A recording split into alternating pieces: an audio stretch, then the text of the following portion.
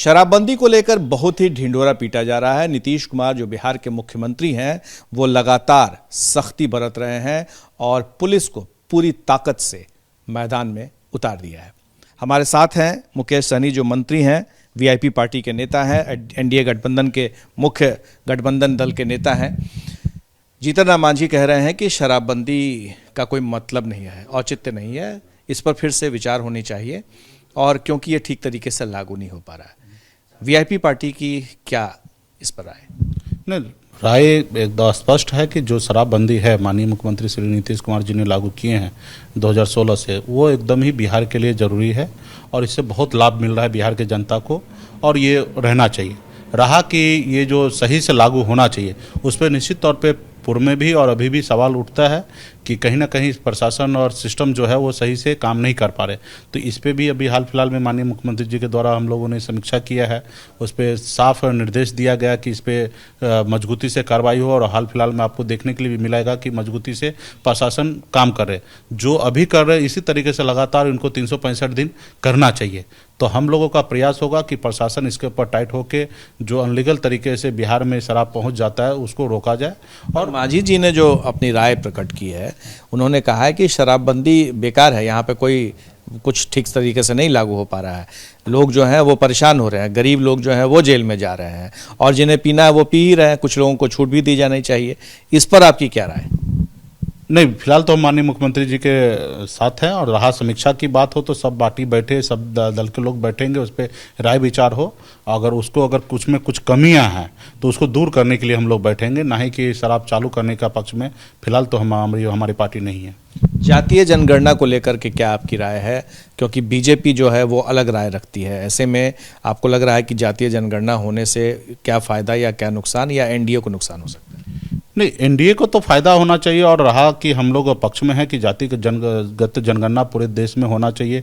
इसके लेके हम माननीय मुख्यमंत्री श्री नीतीश कुमार जी के नेतृत्व में हम लोग दिल्ली भी गए थे, माननीय प्रधानमंत्री जी से भी मुलाकात की और हम लोग चाहते हैं कि देश में जातिगत जनगणना हो।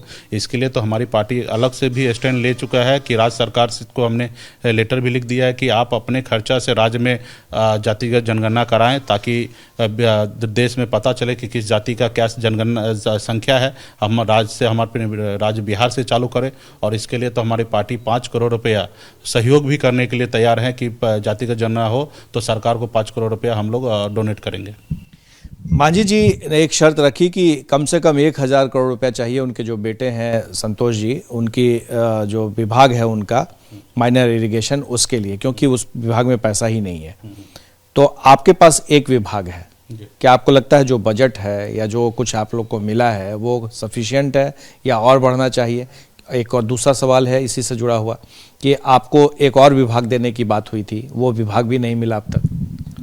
नहीं, देखिए, विभाग में पैसा भी सरप्लस है और माननीय मुख्यमंत्री जी की तरफ से क्लियर आदेश है कि आप विभाग में जितना भी काम कर सकते हैं वो आप काम कीजिए और उसके लिए जब भी पैसे की आवश्यकता गिरेगा वो हम देंगे। जैसे अभी हमेशा व्यवस्था है कि हर 3, 4, 6 महीने में पूरक बजट होता है, उस समय में आप पैसा अलॉट करा सकते हैं। तो मुझे लगता है कि जो मेरे पास विभाग में जो पैसा है वो पर्याप्त है और हम मजबूती से काम कर रहे हैं। और रहा कि मांझी जी के विभाग में अगर 1000 करोड़ रुपया चाहिए तो निश्चित तौर पे सरकार है और मांझी जी को नहीं मिलेगा, उनके विभाग को मिलना है और जनता के लिए मिलना है। तो राज्य के पास जो 2.25 लाख करोड़ का बजट होता है वो राज्य के जनता के लिए है, राज्य के लोगों के लिए है और उस पर सरकार कोई भी अपने घर में रखना नहीं है पैसा। जितना भी राज्य को जरूरी है उतना पैसा खर्च होगा। आपको एक विभाग मिलना था? विभाग मिलना है वो ठीक है, समय आएगा सब मिलेगा। अभी तो हम लोग चला रहे हैं, विभाग को चला रहे हैं।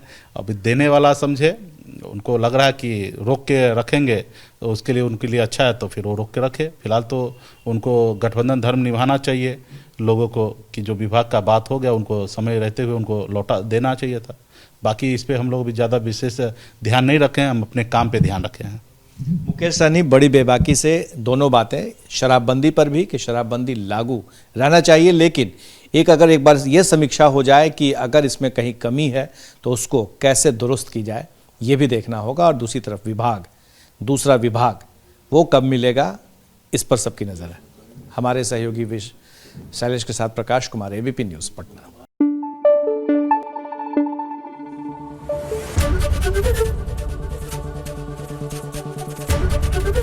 एबीपी न्यूज आपको रखे आगे।